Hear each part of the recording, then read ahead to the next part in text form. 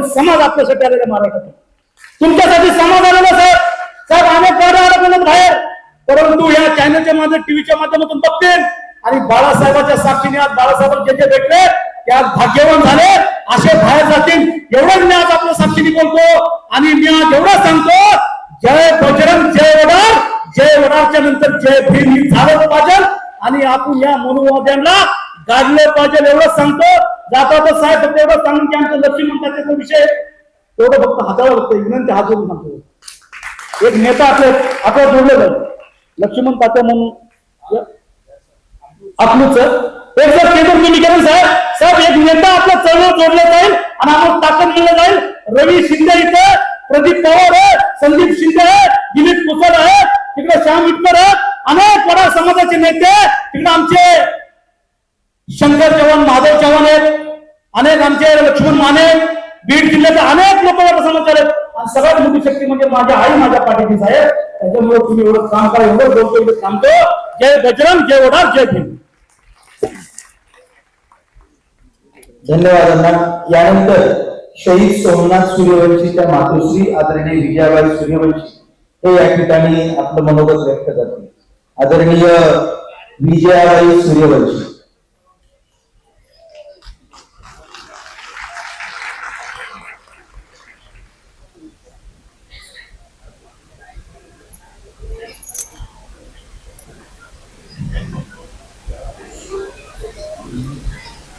सगळ्या माझ्या वडर बांधवाला, माझ्या भावांना, माझ्या आईला, माझ्या बहिणींना माझा नमस्कार. मी राजकारणी नाही, मी कुठली याची नाही, मी एक गरीब कुटुंबाची, एक वडर समाजाची एक मी मुलगी आहे, एक सोमनाथची मी आई आहे. सोमनाथ माझा नाही, मी जन्म दिलेली आहे म्हणून माझा सोमनाथ नाही. हे सोमनाथ साऱ्या जनतेचा, साऱ्या देशाचा, माझा महाराष्ट्राचा सोमनाथ आहे. आज त्या परभणी जिल्ह्यामध्ये माझा सोमनाथ वकील होणार होता, झाला होता. 17 तारखेला पेपर होता म्हणून माझा सोमनाथ 6 डिसेंबरला मला भेटून मला बोलून परभणीला गेला. आई म्हणला माझा अभ्यास इथं होत नाही आणि मी तिथं जातो म्हणला. 3 वर्षापासून माझा सोमनाथ परभणी जिल्ह्यामध्ये शिकायला होता, शिवाजी कॉलेजला. तिथून संविधानाचा विटंबना झाला. 3 वर्षापासून माझ्या लेकराला कधीच काही पायाला काटा मोडलेला नाही, कधी केसाला धक्का लागलेला नाही. माझा लेकरू 3 वर्ष सुरक्षित होता परभणी जिल्ह्यामध्ये, म्हणून मला चांगलं वाटत होतं. ज्या दिवशी संविधानाचा विटंबना झाला त्या दिवशी सगळे माझे भीमसैनिक, माझे वंचित बहुजन आघाडीचे माझे बंधू, माझी बहिणी सगळ्यांनी शांतपणाने आंदोलन काढले. शांतपणाने आंदोलन काढलं म्हणून ह्या सरकाराच्या पोटात दुखलं, ह्या सरकाराला त्रास झाला. 11 तारखेला विचार केले, त्यांच्या पोटात पाप आलं, ह्यांनी संविधानासाठी ह्यांनी रस्त्यावर उतरले कसे म्हणून. हे सगळे मनवादी, हे सरकार, हे पोलीस, हे वर्दीवरले पोलीस नाहीत, हे वर्दीवरले गुंड आहेत, हे सरकारनं पाळलेले गुंड आहेत. ह्या गुंडाला धडा शिकवणारा ह्या जगात कुणीच नाही. एकच नेता खंबीर आहे धडा शिकवणार, प्रकाश आंबेडकर साहेब. प्रकाश नाव आहे, त्यांच्या बुद्धीमध्ये प्रकाश आहे, त्यांच्या हातामध्ये प्रकाश, त्यांच्या हिमतीत प्रकाश आहे. आणि ह्या सरकाराला धडा शिकवणार एकच नेता ह्या जगामध्ये, ह्या भारतात एकच प्रकाश आंबेडकर साहेब आहेत. मी त्यांचे आभारी आहे आणि मी त्यांना धन्यवाद करते. ह्या सोमनाथाला पोलीस स्टेशन मध्ये 4 दिवस डांबून मारले. मला ह्या सरकारने, या पोलीस कर्मचारी असो, पोलीस अधिकारी असो, त्यांनी कुणी मला कळविले नाहीत. ज्या दिवशी माझ्या सोमनाथाचा पोलीस लोकांनी खून केले, 10 ते 15 तारखेपर्यंत पोलीस जे ड्युटीवर होते त्या पोलीस लोकांना, हे पोलीस होते पण ते पोलीस असा हैवानाच्या रूपात होते, एक राक्षस होते. म्हणून एक गरीबाच्या वस्तीवर शिरून, जय भीम लोकांच्या घरामध्ये शिरून दरवाजे तोडले, दार तोडले, घरातून ओढू बायांना मारले, पोरींना मारले, माणसांना मारले. विद्यार्थी शाळा शिकणारे मुलं आहेत, त्याच्यामध्ये कोण वकील होणार आहे, कोण इंजिनियर होणार आहे, कोण डॉक्टर होणार आहे. अशा सगळ्या पोरांना गरीब हे समाजाचे बघून सगळ्याला मारून कुणाचे हात फ्रॅक्चर केलेत, कुणाचे पाय फ्रॅक्चर केलेत, कुणाचे डोके फोडलेत. ह्याच्यामध्ये वचलाबाई मानवते म्हणून आहे. ते वचलाबाई मानवते काय करीत होती, एक दवाखान्यामध्ये ती ड्युटी करतात. त्यांना ती मान बघून, ती अत्याचारी बघून त्यांनी फक्त एक व्हिडिओ बनवत होते. हे व्हिडिओ कशी बनवती म्हणून त्या महिलाला पकडून पोलीस लोक 2 पोलीस पायावर उभारून त्या महिलेला मारले. 15 पोलीस रिंगण करून मारले त्या बाईला, वचलाबाई मानवतेला. हे सगळे मरणाच्या दारातून हे बाहेर निघाले. कशासाठी मरणाच्या दारातून बाहेर आले? एक नेता खंबीर होते, प्रकाश आंबेडकर साहेब म्हणून ही वाचून आले. त्याच्यामध्ये माझा सोमनाथ शहीद झाला सोमनाथ शहीद, पण माझा सोमनाथ परत येणार नाही. आता माझ्या बांधवाला, माझ्या भावांना, माझ्या बहिणीला, माझ्या आयांना माझं आव्हान आहे. आपण आई वडील दगड फोडतोय, घाम गाळतोय, हे रक्ताचं घाम गाळून आपण कष्ट करून ह्या मुलाला कशासाठी शिकवतोय? आपला जन्म गेला उन्हातानामध्ये कष्ट करून, कबाड कष्ट करून आपला जन्म गेला. उद्या ही माझ्या लेकरावर वेळ येऊ नये म्हणून आपण हिमतीनं काम करून कष्ट करून आपल्या लेकराला शिक्षण शिकवत असतो. मी 4 लेकराला शिक्षण शिकवले, सोमनाथाला शिकवले, पूर्ण सोमनाथाचं शिक्षण झालं. प्रेमनाथाला शिकवलं, BSc झालं. अविनाशला शिकवले, त्याचं सगळं शिक्षण पूर्ण झालं. मुलीला 12वी शिकवले. तेव्हा म्हणलं ही वेळ वाईट आहे, म्हणलं हे वडील समाजावर, हे उद्या माझ्या समाजावर ही येळ येऊ नये, माझ्या लेकरावर येळ येऊ नये म्हणून मी लेकराला शिक्षण शिकवले. ह्या मानवादी सरकाराला देखवला नाही, हे वडील समाजाचा आहे. माझा सोमनाथ म्हणला, साहेब मी काही अन्याय केला नाही, मला सोडा. माझे 17 तारखेला पेपर आहेत साहेब, आणि ज्या दिवशी माझे पेपर झाल्यानंतर मला अटक करा, परंतु मला सोडा म्हणून माझा सोमनाथ विनंती करीत होता हे पोलीस प्रशासनाला. पर हे पोलिसाला दया आली नाही. हे पोलीस, हे गुंड एक राक्षस होते त्या परभणी मोंढा पोलीस स्टेशन मध्ये. ज्या टायमाला माझ्या लेकराचं खून केले तेव्हा मला फोन केले सकाळी 9 वाजता 15 तारखेला. मला म्हणले कोण आहे? विजयाबाई सूर्यवंशीच का? हो साहेब मी विजयाबाई सूर्यवंशीच आहे. कुठे राहताय? पुण्यामध्ये राहताय. कुठे राहताय? चाकणला राहताय. तुम्हाला मुलं किती? मला 3 मुलं आहेत सर. कुठं असतात? मी म्हणलं साहेब माझे 2 मुलं माझ्या सोबत असतात, एक मुलगा माझा परभणीमध्ये असतोय. काय करतोय? माझा मुलगा LLB करतोय साहेब. 3 वर्षापासून माझा मुलगा परभणीत आहे साहेब. मला मग माहिती झालं होतं हे दंगत झाले म्हणून साहेब म्हणलं जरी माझ्या मुलानं काही केलेलं असलं तर माफ करा, मी तुमच्या पाया पडते. माझ्या मुलाची 2 गोष्टी बोलू द्या साहेब. माझ्या मुलाला फोन द्या म्हणले. ती पोलीस म्हणला तुमच्या मुलाला हार्ट अटॅक आलाय, येऊन तुमच्या मुलाची बॉडी घेऊन जा म्हणला. साहेब म्हणलं माझ्या मुलाला हार्ट अटॅक आलेला नाही. म्हणलं नाही म्हणले तुमच्या मुलाला हार्ट अटॅक आलाय, तुम्ही आत्ताच्या आत्ताने तुमच्या मुलाची बॉडी लातूरला घेऊन जावं म्हणलं. म्हणल्यानंतर आम्ही सगळे माझं कुटुंब पुण्यामधून त्या टायमाला सर्वजण निघालो, परभणीला गेलो. परभणीला आम्हाला परभणी कुठं आहे हे माहित नव्हतं. पुण्या दिशेला हाय, पुण्या ह्याच्यात हाय आम्हाला माहित नव्हतं. आम्ही तसंच दुःख एवढं रडत वडत पडत तसंच आम्ही परभणी गाठलो. परभणीमध्ये गेल्यानंतर अर्बन हॉटेल म्हणून आहे तिथं, डेंटल हॉटेल, तिथं आले पोलीस लोक सगळे आले आणि ते RSS चे माणसं आले. म्हणले आई म्हणले तुम्ही आता परभणीला जाता ना, तर एकदा चला म्हणले IG ऑफिसकडे आणि तुम्हाला IG ची भेट घालून देतो आणि तुम्ही जावा. माझ्या मुलाचं मला तोंड बघायचं पडलं होतं.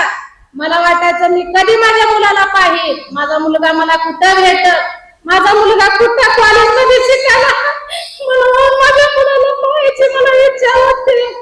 परभणीला जावं का औरंगाबादला जावं हे मला सुचत नव्हतं. IG ऑफिसला घेऊन गेले.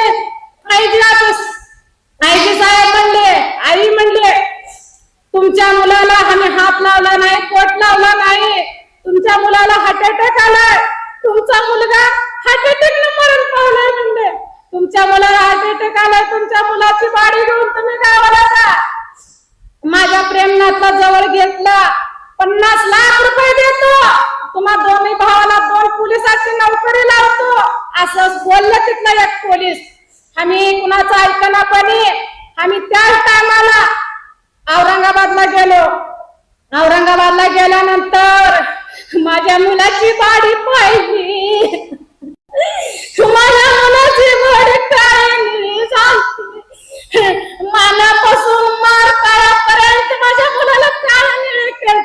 माझ्या बंधवानं, माझ्या बहिणीवानं असं येळ कुणावर येऊ देऊ नका.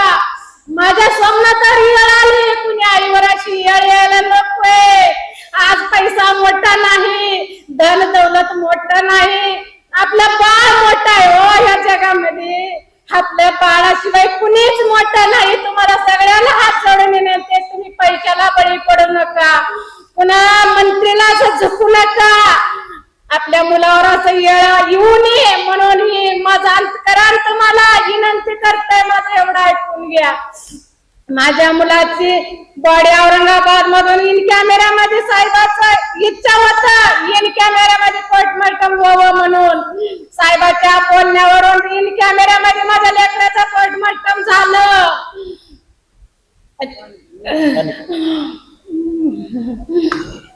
पोस्टमॉर्टम झालं, अहवालामध्ये आलं तुमच्या मुलाला मारहाणीमुळे तुमचा सोमनाथाचा मृत्यू झाला. म्हणून माझे कार्यकर्ते सगळ्यांनी मला वाचून दाखवले. मी अनाडी आहे, मी शिक्षण शिकलेली नाही, पण माझे मुलं, माझे सगळ्या कार्यकर्त्यांनी सांगितले मारहाणीमुळे सोमनाथाचा मृत्यू झालाय म्हणले.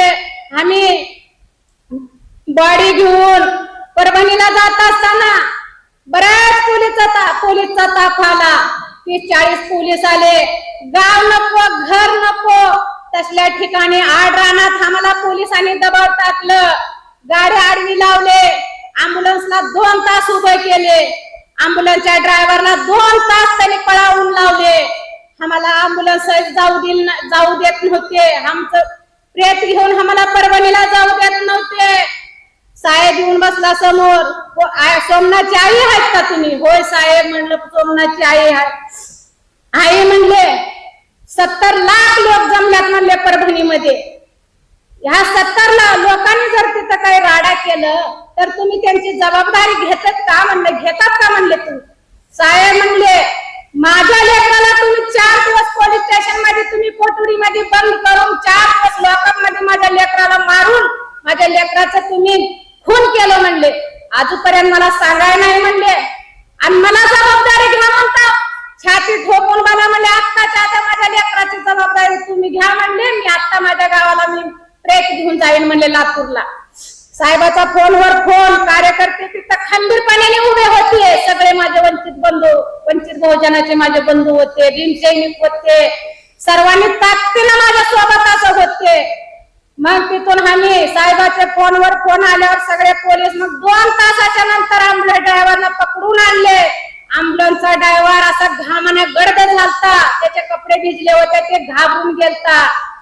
अँब्युलन्सच्या ड्रायव्हरला म्हणले तू गाडीतून उतर.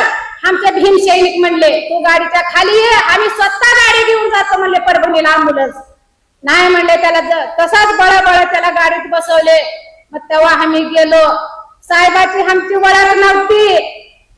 साहेब सोमनाथच्या अंत्यविधीला एवढ्या जागेवर एक पाय ठेवायला जागा होता, तेवढ्याच जागेवरती साहेबांनी उभारून माझ्या लेकराचे अंत्यविधी पार पडले. सगळ्याला आव्हान दिले, काही दंगा करायचं नाही, कोणी गावळ करायचं नाही. सोमनाथाचा अंत्यविधी शांततेने करू म्हणले. शांततेने करू म्हणल्यावर सगळे माझे भीमसैनिक, माझे सगळे वंचित बहुजन आघाडीचे माझे बंधू सगळ्यांनी साहेबाच्या गोष्टीला मान दिले. कुणीही काही केले नाही. शांततेनं किती लाख लोक होते की सोमनाथाच्या मैत्रीला माझ्या गणागोताची माझी अशी भेट सहित होत नव्हते. कोण कुठं होते की कोण कुठं होते की असलं माझ्यावर वेळ आलं. सोमनाथाची अंत्यविधी झाली. राहुल गांधी आलं, शरद पवार आले, अजित पवार आले, रोहित पवार आले, सुप्रिया सुळे आले, सगळे नेते आले. आम्ही लय नेते आहेत, आता काही नाव घेत नाही त्यांचं. भरपूर नेते आले. सगळ्यांनी म्हणले आश्वासन दिले आई तुम्हाला न्याय देऊ, तुम्हाला न्याय देऊ. सगळ्यांनी आले, न्याय देऊत म्हणले. आज त्यांचा फोन नाही. म्हणले आपल्याला कोण न्याय देईल म्हणले, आता कुणीच न्याय देणार ह्या जगामध्ये नाही म्हणले, मला एकच नेता आहे म्हणले खंबीर, मला बाळासाहेब आंबेडकरच न्याय देतील. म्हणून मी सगळ्या विश्वास माझ्या साहेबांवर ठेवले. एक माझा मोठा भाऊ आहे, म्हणजे सक्का भावासारखा माझ्या पाठीशी उभा राहून खंबीरपणे मला न्याय मिळवून दिले. मी त्यांची कोटी कोटी मी आभारी करते साहेबांची. आणि ह्या ठिकाणी ह्या दादानी, माझ्या अनिल दादानी, त्यांनी हे कार्यक्रम का राजकारणासाठी ठेवलेले नाहीत. एक सोमनाथाचं बळी गेलंय, असला एक वकील होणाऱ्या मुलाचं बळी गेलंय, असं परत कुणाचं जाऊ नये, कुणावर येऊ नये, म्हणून हे दादानं माझा चांगले निर्णय घेतले. मी दादाची पण आभारी आहे. तिथून सगळे मंत्री आले, खासदार आले, आमदार आले, ते येऊन आश्वासन देऊन गेले, परंतु कुणाचा फोन नाही. ह्या जगामध्ये येळ काही जरी आपल्यावर संकट आलं, कोण नेता होत नाही, कोणी होत नाही, शेवट आपल्याला साहेबच होत्यात. आपलं साहेबावर माझा 100% भरवसा आहे. तुम्ही पण साहेबावर भरवसा ठेवा. आणि सगळ्याच नेते एकच आहेत साहेब धावणारे, आणि साहेब आहेत संविधानाचे वारसदार, बाबासाहेबाचे नातू. आणि ह्या संविधानापेक्षा ह्या जगामध्ये कुणीच मोठं नाही, आणि साहेबाशिवाय कुणी मोठं नाही. ह्या जगामध्ये संविधान मोठं, साहेब मोठे, आणि कुठला मंत्री मोठा नाही, कुठलं मुख्यमंत्री मोठा नाही. मला सगळा अनुभव आलेला आहे.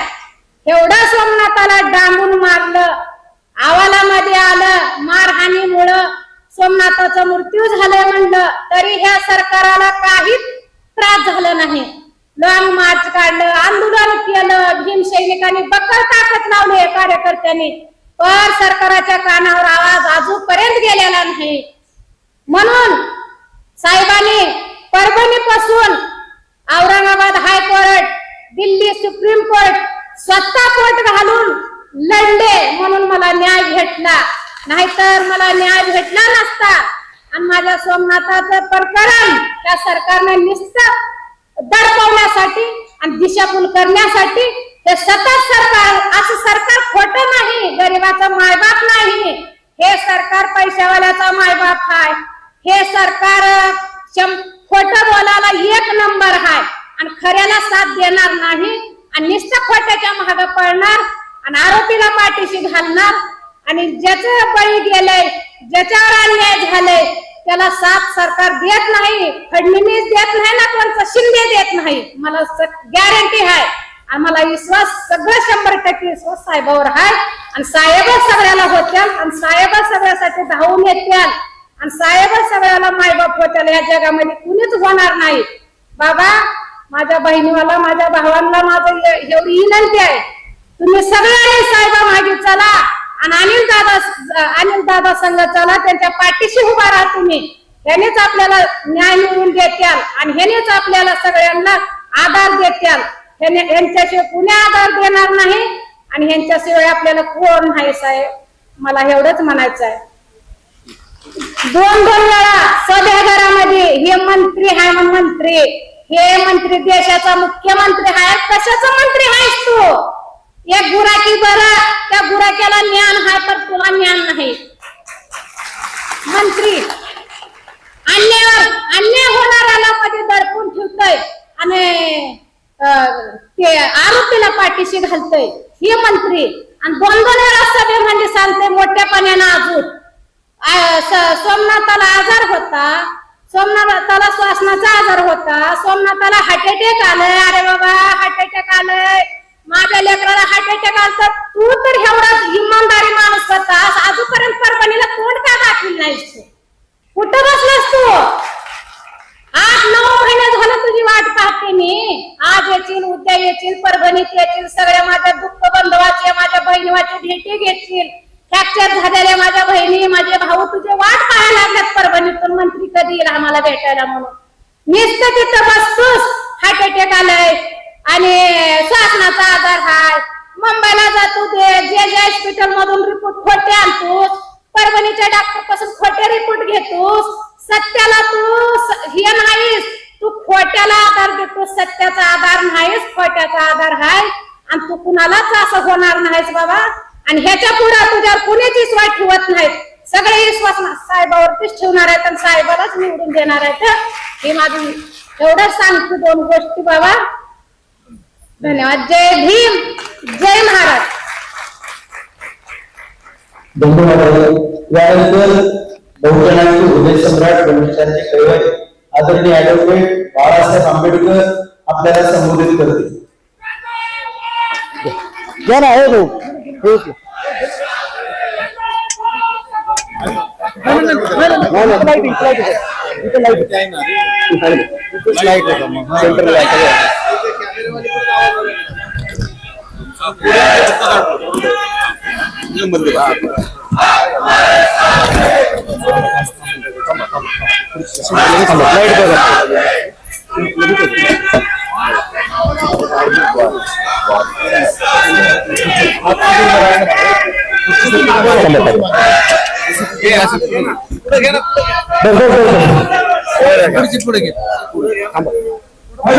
बाळासाहेब आंबेडकर संघर्ष.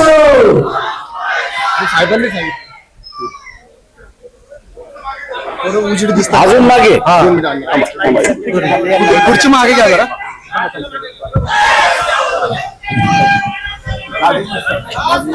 बस बस. हे काढा.